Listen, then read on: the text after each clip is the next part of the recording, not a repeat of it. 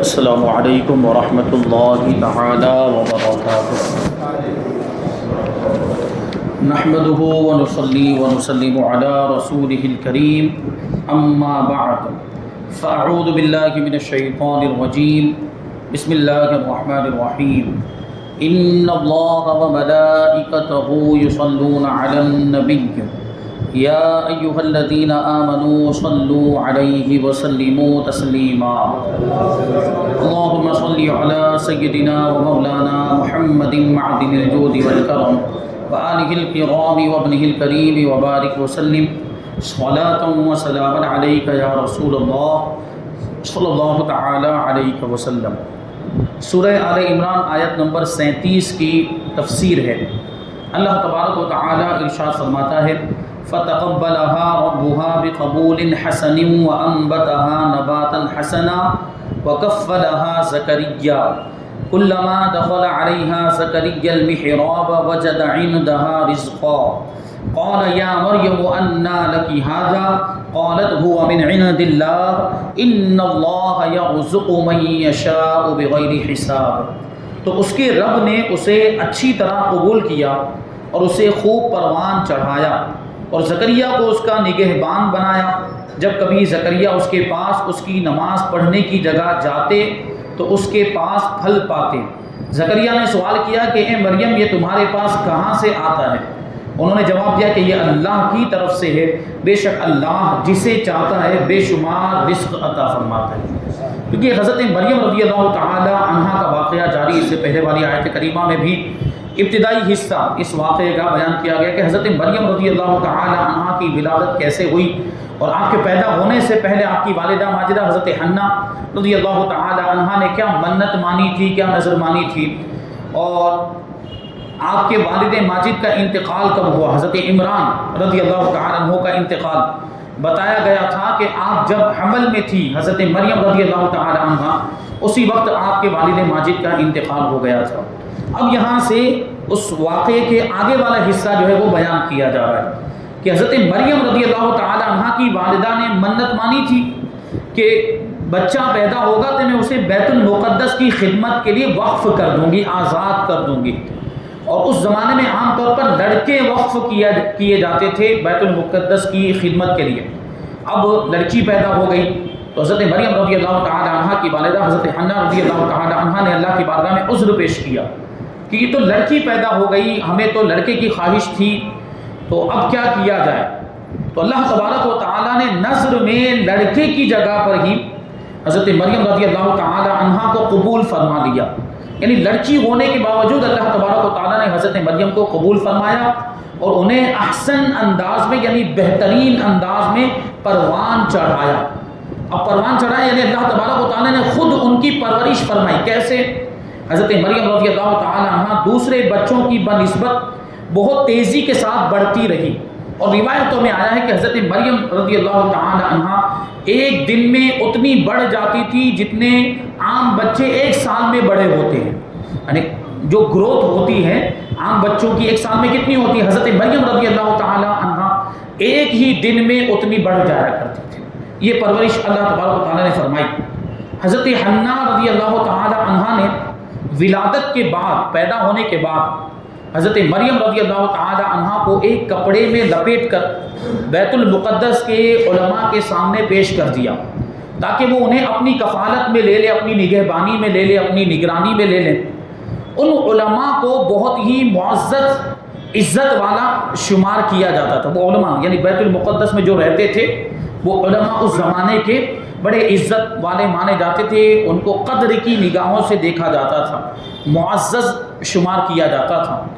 اور یہ علماء حضرت ہارون علی نبینا و علیہ الصلاۃ والتسلیم کی اولاد میں سے تھے۔ حضرت ہارون حضرت موسیٰ علیہ السلام کے بھائی، ان کی اولاد میں سے تھے یہ علماء، اور بیت المقدس کی خدمت پر مقرر کیے گئے تھے، بیت المقدس کی خدمت کیا کرتے تھے۔ چونکہ حضرت مریم رضی اللہ تعالی عنہا حضرت عمران رضی اللہ تعالی عنہ کی بیٹی تھی جو ان علماء میں ممتاز تھی، ایک الگ ہی شان کے مالک تھے، اور ان کا خاندان بھی بنی اسرائیل میں بہت اعلیٰ اور صاحب علم خاندان تھا، علم والا خاندان تھا۔ اس لیے ان سب علماء نے جن کی تعداد 27 تھی، حضرت مریم رضی اللہ تعالی عنہ کو اپنی پرورش میں لینے میں رغبت ظاہر کی، اور ہر کوئی آگے آیا اور ہر کوئی دعویٰ کرنے لگ گیا کہ حضرت مریم کی میں پرورش کروں گا، مجھے یہ موقع دیا جائے۔ تو اس طرح جو ہے وہ 27 علماء آپس میں ان کے حضرت مریم رضی اللہ تعالی عنہ کی پرورش کے تعلق سے اختلاف ہو گئے کہ کون حضرت مریم کی پرورش کرے گا۔ تو پھر کیا ہوا؟ حضرت زکریا علیہ نبی و علیہ صلاۃ والسلام نے فرمایا کہ میں ان کا سب سے زیادہ حقدار ہوں۔ حضرت زکریا نے کیا کہا کہ میں ان کا سب سے زیادہ حقدار ہوں کیونکہ میرے گھر میں ان کی خالہ ہے۔ مطلب کیا ہوا کہ حضرت زکریا علیہ السلام کی جو بیوی تھی وہ حضرت مریم رضی اللہ تعالی عنہ کی والدہ حضرت حنا رضی اللہ تعالی عنہ کی بہن تھی، اس اعتبار سے وہ حضرت مریم رضی اللہ تعالی عنہ کی خالہ ہوئی، اور ماں کے بعد سب سے بڑا مرتبہ ماں کے رشتے کی طرف سے اگر دیکھیں ہم تو ماں کے بعد سب سے بڑا مرتبہ خالہ کا ہوا کرتا ہے۔ تو حضرت زکریا علیہ السلام نے اسی کی طرف اشارہ کرتے ہوئے کہا کہ اس کی خالہ یعنی حضرت مریم کی خالہ میرے نکاح میں ہے، اس لیے میں اس کا زیادہ حقدار ہوں، میں اس کو اپنے گھر لے کر جاتا ہوں۔ تو کیا ہوا پھر؟ حضرت زکریا نے جب یہ بات کہی تو معاملہ اس پر ختم ہوا، یعنی اس پر بھی وہ راضی نہیں ہوئے، لیکن یہ بات طے ہوئی کہ قرآن اندازی کی جائے۔ اب قرآن اندازی کا بھی جو طریقہ، قرآن اندازی کا مطلب ویسے ہوتا ہے کہ چٹھیوں پر نام لکھ کر وہ چٹھیوں کو پھینکا جائے، ڈالا جائے، پھر اس میں سے کوئی چٹھی اٹھائی جائے، جس کا نام لکھ لے اس کی وہ کامیاب ہو گیا، اس کا مطلب یہ ہوتا ہے، اور وہ زیادہ حقدار ہوتا ہے۔ لیکن یہ قرآن اندازی کچھ الگ قسم کی تھی، اس کے بارے میں تفاسیر کی کتابوں میں آیا ہے، جیسے جلالین شریف میں لکھا، اور وہ آیت کریمہ میں بھی ہے، یہ آیت کریمہ بھی آگے آئے گی، اس کے اندر بھی موجود ہے، قلم کا جس میں ذکر ہے۔ اور یہ ہوا تھا کہ نہر اردن کی نہر، اردن جس کو بھی جارڈن کہا جاتا ہے، وہاں ایک بہت بڑی نہر ہے، اس کے بارے میں یہ مشورہ ہوا کہ سب جائیں گے، یہ سارے علماء اپنے اپنے قلم کو لے کر، پین کو لے کر جائیں گے، اور اس نہر میں، اس دریا میں وہ اپنے قلم کو ڈالیں گے۔ اب وہ قلم ہے عام طور پر وہ اس زمانے میں وہ پتہ نہیں کس چیز کا بنا ہوگا، بہرحال وہ یہ بات طے پائی تھی اللہ کی طرف سے یہ ہوگا کہ جس کا قلم اوپر تیرنے لگ جائے گا وہی مریم کا زیادہ حقدار ہوگا۔ قلم ڈالے جائیں گے، سب کے قلم ڈوب جائیں گے، کوئی ہوگا ایسا جس کا قلم اوپر تیرنے لگ جائے گا، جو حقدار ہوگا اس کا قلم، اور اسی کو یہ مریم رضی اللہ تعالی عنہ کی پرورش کی ذمہ داری دے دی جائے گی۔ چنانچہ سب گئے، اس میں حضرت زکریا علیہ السلام بھی تھے، سب نے اپنے قلم کو اردن کی نہر میں ڈالا، حضرت زکریا علیہ السلام نے بھی اپنا قلم اس میں ڈالا، اور اللہ کی قدرت کے حضرت زکریا علیہ السلام کا قلم ڈوبا نہیں، وہ اوپر تیرنے لگ گیا۔ تو فیصلہ ہو گیا جو انہوں نے بات طے کی تھی اس کے مطابق، اور حضرت زکریا علیہ السلام کو حضرت مریم رضی اللہ تعالی عنہ کی پرورش کا موقع دیا گیا۔ تو یہ بات ہوئی، معاملہ اس پر ختم ہوا کہ قرآن اندازی کی جائے، چنانچہ قرآن حضرت زکریا علی نبینا و علیہ الصلوۃ والسلام ہی کے نام پر نکلا، اور یوں حضرت مریم رضی اللہ تعالی عنہ حضرت زکریا علیہ السلام کی کفالت میں چلی گئی۔ اب آگے جو فرمایا کہ جب حضرت زکریا علیہ السلام حضرت مریم کے پاس جاتے دیکھنے کے لیے کہ ابھی کیا کیفیت ہے، کوئی کھانے پینے کی ضرورت تو نہیں، اور پھر یہ بات بھی ابھی آگے بیان کریں گے کہ حضرت مریم رضی اللہ تعالی عنہ نے کسی کا دودھ نہیں پیا۔ حضرت مریم رضی اللہ تعالی عنہ جنت کے پھلوں پر پلی بڑی ہوئی ہیں، تو اسی کو بیان کرتے ہیں کہ حضرت زکریا جب بھی ان کے پاس جاتے محراب میں، مسجد میں ایک کمرہ تھا اوپر بالا خانہ، اسی میں آپ کو رکھا گیا تھا، تو حضرت زکریا جب دیکھنے کے لیے جاتے تھے تو ان کے پاس نئے نئے پھل پاتے تھے، تو تعجب ہوتا کہ یہ پھل کہاں سے آئے، کیونکہ نگراں تو ان کو بنایا گیا تھا، حضرت زکریا کو آپ کا وہ کفیل بنایا گیا تھا، نگہبانی کرنے والا بنایا گیا، تو اگر کوئی چیز وہاں پہنچتی تو آپ کے ذریعے سے ہی پہنچتی، لیکن جب آپ جاتے تو پہلے ہی سے وہاں پر پھل رکھے ہوئے ملتے تھے آپ کو، وہ بھی نئے نئے تازہ پھل ملتے تھے، ایسا معلوم ہوتا تھا کہ ابھی کہیں سے آئے گے، ابھی کوئی رکھ کر گیا ہے۔ تو اللہ تبارک و تعالیٰ نے حضرت مریم رضی اللہ تعالی عنہ کو بہت ہی عظمت اور بزرگی عطا فرمائی۔ آپ رضی اللہ تعالی عنہ کے پاس بے موسم کے پھل آ جاتے تھے جو جنت سے اترتے تھے، ٹھنڈی میں گرمی کے پھل، گرمی میں ٹھنڈی کے پھل آ جایا کرتے تھے، اور حضرت مریم رضی اللہ تعالی عنہ نے کسی عورت کا دودھ بھی نہیں پیا۔ جب حضرت زکریا علیہ السلام حضرت مریم رضی اللہ تعالی عنہ کے پاس جاتے تو وہاں بے موسم کے پھل پاتے۔ ایک مرتبہ حضرت زکریا علیہ السلام نے حضرت مریم رضی اللہ تعالی عنہ سے سوال کیا کہ یہ پھل تمہارے پاس کہاں سے آتے ہیں، یہ پھل، کیونکہ تعجب والی بات تھی۔ تو حضرت مریم رضی اللہ تعالی عنہ نے بچپن کی عمر میں ہی جواب دیا کہ یہ پھل اللہ کی طرف سے آتے ہیں۔ حضرت مریم رضی اللہ تعالی عنہ نے یہ کلام اس وقت کیا جب آپ پالنے میں تھی، یعنی جھولے میں پرورش پا رہی تھی۔ جھولے میں جب بچہ پرورش پاتا ہے تو وہ بولنے کے قابل ہوتا ہے، عام طور پر نہیں بولتا وہ۔ یہ حضرت مریم رضی اللہ تعالی عنہ کی کرامت ہے کہ جھولے میں آپ نے گفتگو فرمائی، اور یہی شان آپ کے صاحبزادے، آپ کے فرزند حضرت عیسیٰ علیہ السلام کی بھی ہے کہ انہوں نے بھی پالنے میں لوگوں سے گفتگو فرمائی اور اپنی والدہ ماجدہ کی براعت کا اظہار کیا تھا۔ وہ واقعہ آگے بیان ہوگا کہ حضرت مریم رضی اللہ تعالیٰ عنہ جب قوم کے سامنے حضرت عیسیٰ کو لے کر آئی تھی، جب حضرت عیسیٰ علیہ السلام پیدا ہوئے تو لوگوں نے آپ پر تہمت لگا دی، معاذ اللہ زنا کی تہمت لگا دی، بدکاری کی تہمت لگا دی۔ اس وقت حضرت عیسیٰ علیہ السلام نے خود جو پالنے میں تھے، گود میں تھے، گہوارے میں تھے، اس وقت حضرت عیسیٰ علیہ السلام نے اپنی والدہ ماجدہ کی برات کا اظہار کیا تھا اور کہا تھا کہ میں اللہ کا بندہ ہوں، اللہ کا نبی ہوں، مجھے اللہ نے نبی بنا کر بھیجا۔ وہ بات آگے آئے گی۔ کہتے ہیں جیسا کہ ان کے فرزند حضرت عیسیٰ علیہ السلام نے اسی حال میں کلام فرمایا۔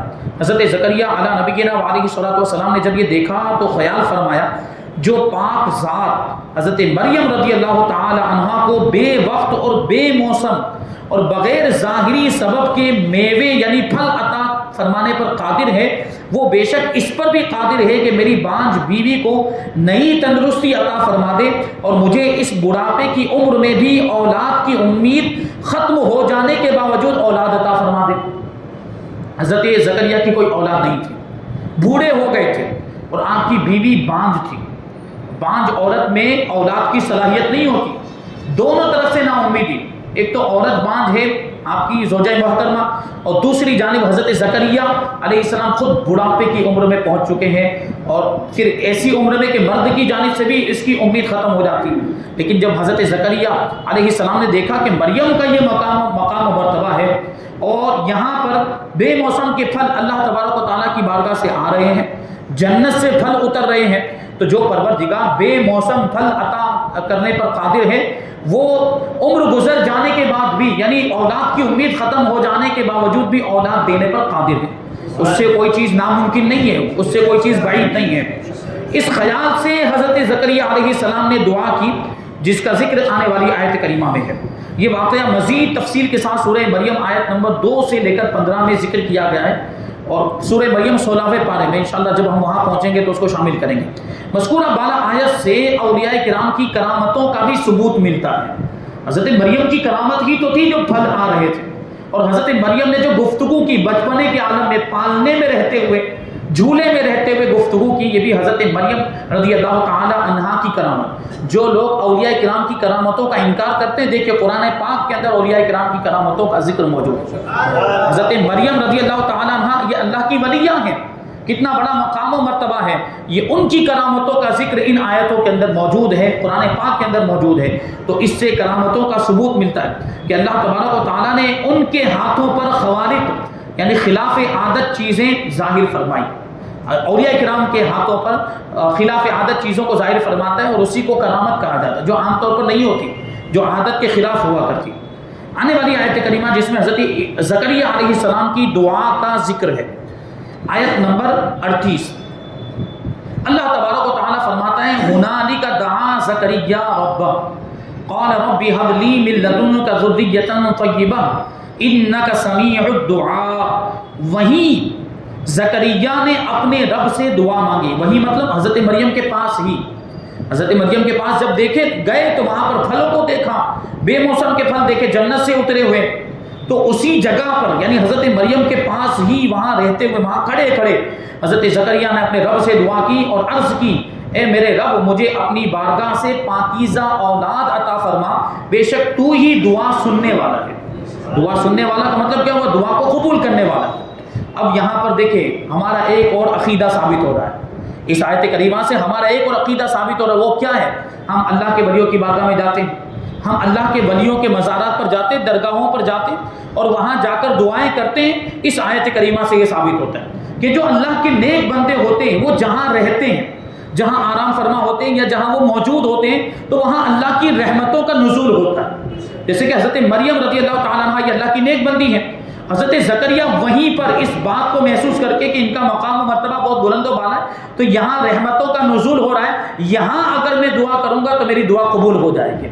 تو یہ اللہ کے ولیوں کے جو مزارات ہوتے ہیں وہاں پر بھی اللہ کی رحمتیں نازل ہوتی ہیں، کیونکہ وہاں اللہ کے مقبول بندے آرام فرما ہے، محبوب بندے آرام فرما ہے، تو وہاں جا کر ہم اسی لیے دعائیں کرتے ہیں کہ ان کے صدقے میں اللہ تبارک و تعالیٰ ہماری دعاؤں کو قبول فرمائے۔ تو مزارات پر جانے کا ثبوت مل رہا ہے اس آیت کریمہ سے۔ دیکھیے ہنالک دعا زکریا ربہ، وہیں حضرت زکریا نے اپنے رب سے دعا مانگی۔ حضرت زکریا علیہ السلام نے جب اس جگہ پر اللہ تبارک و تعالیٰ کی کرم نوازی دیکھی حضرت مریم کے ساتھ، تو وہیں یعنی بیت المقدس کی محراب کے اندر ہی دروازے بند کر کے پاکیزہ اولاد کی دعا فرمائی۔ اور یہ بھی غور کرنے کی ضرورت، صرف اولاد کی دعا نہیں کی ہے، اولاد کیسی؟ پاکیزہ اولاد ہونی چاہیے۔ پاکیزہ اولاد کا کیا مطلب ہوا؟ نیک، صالح، متقی، پرہیزگار، اللہ کی فرما بردار، یہ پاکیزہ اولاد کا یہی مطلب ہوا۔ آگے اس آیت کریمہ سے چند چیزیں معلوم ہوئی، کہتے ہیں کہ جس جگہ رحمت الہی کا نزول ہوتا ہو وہاں دعا مانگنی چاہیے۔ جیسے جس مقام پر حضرت مریم رضی اللہ تعالی عنہا کو غیب سے رزق ملتا تھا، جنت سے پھل ملتے تھے، وہیں پر حضرت زکریا علی نبینا وعلیہ الصلوۃ والسلام نے دعا مانگی۔ اسی وجہ سے خانہ کعبہ اور تاجدار رسالت صلی اللہ علیہ وسلم کے روضہ مبارکہ پر اور مزارات اولیاء پر دعا مانگنے میں زیادہ فائدہ ہے کہ یہ مقامات رحمت الہی کی بارش برسنے کے ہیں۔ ان مقامات پر اللہ تبارک و تعالیٰ کی رحمت کی بارشیں ہوا کرتی ہیں۔ خانہ کعبہ میں، نبی پاک صلی اللہ علیہ وسلم کے روضہ مبارک پر اور اولیاء کرام کے مزارات پر اللہ کی رحمتوں کا نزول ہوتا ہے۔ وہاں پر دعا کرنے سے دعا کی قبولیت کی امید بڑھ جاتی ہے اور اس سے زیادہ فائدہ حاصل ہوتا ہے۔ دوسری بات کیا ثابت ہوئی؟ کہتے ہیں کہ علماء کرام نے اس جگہ کو مقبولیت کے مقامات میں سے شمار کیا ہے جہاں کسی کی دعا قبول ہوئی ہو، لہٰذا جہاں اولیاء کرام رحمۃ اللہ تعالی علیہ کا وجود ہو یا جہاں وہ رہ رہے ہوں وہاں دعا کرنی چاہیے، کیونکہ اولیاء کرام رحمۃ اللہ تعالی علیہ مجمعین بکثرت دعا کرتے ہیں اور ان کی دعائیں قبول بھی ہوتی ہیں، تو جہاں وہ رہ رہے ہوں گے وہاں دعائیں ضرور قبول ہوتی ہوں گی، تو وہاں دعائیں کرنی چاہیے۔ تیسری بات، حضرت زکریا علیہ السلام نے پاکیزہ اولاد کی دعا مانگی، جو میں نے ابھی اشارہ کیا، مطلقاً اولاد کی دعا نہیں مانگی، پاکیزہ اولاد کی دعا مانگی۔ تو اس سے پتہ چلا کہ صرف اولاد کی دعا نہیں کرنی چاہیے بلکہ ایسی اولاد کی دعا کرنی چاہیے جو پاکیزہ ہو، نیک ہو، متقی ہو، ماں باپ کی فرما بردار، کیونکہ یہی اولاد کبھی کبھی آزمائش بھی بن جایا کرتی۔ اگر اولاد نافرمان ہو، ماں باپ کا کہاں ماننے والی نہ ہو اور گناہوں کے راستے پر چلی جائے، بھٹک جائے، تو وہ ماں باپ کے لیے وبال جان بن جایا کرتی ہے۔ ایسی اولاد آزمائش اور فتنہ بن جاتی ہے۔ اس لیے دعا کرے تو کیسی دعا کرے کہ اللہ تبارک و تعالیٰ ہمیں نیک، صالح، متقی، پرہیزگار اولاد عطا فرمائے یا پاکیزہ اولاد عطا فرمائے، یہ دعا کرنی چاہیے جیسے کہ حضرت زکریا علیہ السلام نے کی۔ لہٰذا پاکیزہ کردار و عمل والی اولاد کی دعا کرنی چاہیے تاکہ اس سے دنیا اور آخرت کا سکھ ملے۔ ظاہر سی بات، دنیا میں بھی اگر اولاد اچھی ہے، نیک ہے، فرما بردار، تو ماں باپ کا خیال رکھے گی، ماں باپ کو کوئی تکلیف نہیں ہونے دے گی وہ اولاد، اور اگر اولاد نیک ہے تو یہ اولاد آخرت میں بھی کام آئے گی۔ ماں باپ کا اگر پہلے انتقال ہو گیا ہے تو ماں باپ کے لیے دنیا میں رہ کر ایصال ثواب کرے گی تو وہ فائدہ پہنچے گا، اور اولاد کا اگر پہلے انتقال ہو جائے تو یہ اولاد ماں باپ کی بخشش کا ذریعہ بنتی ہے، اگر اولاد نیک ہے، متقی اور پرہیزگار ہے۔ تو یہاں پر آیت نمبر 38 کی تفسیر مکمل ہوئی۔ اب ہم آیت نمبر 39 کو شامل کرتے ہیں، اس کا ترجمہ اور تفسیر انشاءاللہ تبارک و تعالیٰ آئندہ درس میں ہم شامل کریں گے۔ دیکھیے حضرت زکریا علیہ السلام نے جب دعا کی تو آپ کو اس دعا کے بدلے میں کیا جواب دیا گیا، وہ دعا آپ کی قبول ہوئی کہ نہیں ہوئی، اس کا ذکر آیت کریمہ میں ہے۔ کیا ہے؟ فَنَادَتْهُ الْمَلَائِكَةُ وَهُوَ قَائِمٌ يُصَلِّي فِي الْمِحْرَابِ أَنَّ اللَّهَ يُبَشِّرُكَ بِيَحْيَىٰ مُصَدِّقًا بِكَلِمَةٍ مِّنَ اللَّهِ وَسَيِّدًا وَحَصُورًا وَنَبِيًّا مِّنَ الصَّالِحِينَ۔ حضرت زکریا علیہ السلام نے پاکیزہ اولاد کی دعا کی تھی، وہ دعا قبول ہوئی تو کیا ہوا؟ فرشتوں نے اسے پکار کر کہا، کسے؟ حضرت زکریا کو پکار کر کہا، جبکہ وہ اپنی نماز کی جگہ کھڑے ہو کر نماز پڑھ رہے تھے، یعنی مسجد میں نماز پڑھ رہے تھے، کہ بے شک اللہ آپ کو یحییٰ کی خوشخبری دیتا ہے۔ حضرت یحییٰ علیہ السلام جو حضرت زکریا کے بیٹے ہیں، اللہ تبارک و تعالیٰ نے خوشخبری عطا فرمائی فرشتوں کے ذریعے سے، کہا کہ اللہ تبارک و تعالیٰ آپ کو یحییٰ کی خوشخبری دیتا ہے جو اللہ کی طرف سے ایک کلمے کی تصدیق کرے گا، جو اللہ کی طرف سے ایک کلمے کی تصدیق کرے گا۔ اب ایک کلمے سے کیا مراد ہے وہ آگے بتائیں گے۔ ایک کلمے سے حضرت عیسیٰ علیہ السلام بھی مراد ہو سکتے ہیں، لیکن حضرت عیسیٰ علیہ السلام بعد میں دنیا میں تشریف لائے، یا یہ ہے کہ عمر کا کچھ فرق تھا، وہ آگے انشاءاللہ تبارک تعالیٰ اس کو بیان کریں گے۔ اور وہ سردار ہوگا، یعنی یحییٰ علیہ السلام جو ہیں وہ سردار ہوں گے، اور ہمیشہ عورتوں سے بچنے والا، اور صالحین میں سے ہوگا، ایک نبی ہوگا، یعنی ان کو نبوت کا درجہ ملے گا۔ حضرت یحییٰ علیہ السلام کو نبوت کا مقام ملے گا۔ انشاءاللہ تبارک و تعالیٰ اس آیت کریمہ کی تفسیر ہم آئندہ درس میں شامل کریں گے۔ اللہ تبارک و تعالیٰ کی بارگاہ میں دعا ہے کہ جو کچھ بھی بیان ہوا اس پر ہم سب کو عمل کرنے کی توفیق عطا فرمائے، اور نور قرآن سے ہم سب کے دلوں کو روشن اور منور فرمائے۔ وما علینا الا البلاغ۔